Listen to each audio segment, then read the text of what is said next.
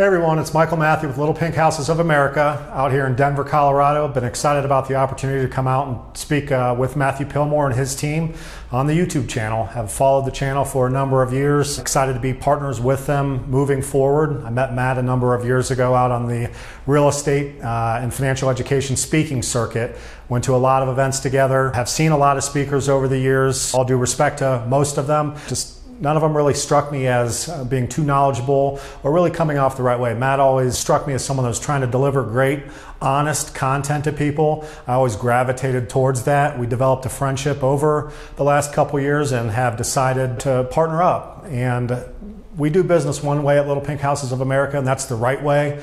We do not compromise our integrity for anyone or anything or any amount of money, and it's always important for us to share that with people. I know that Matt and his folks here at VIP Financial share those same moral compass, so we're excited to be moving forward. Look forward to talking to the channel over the next couple months, and I'll leave it at that. Thank you so much.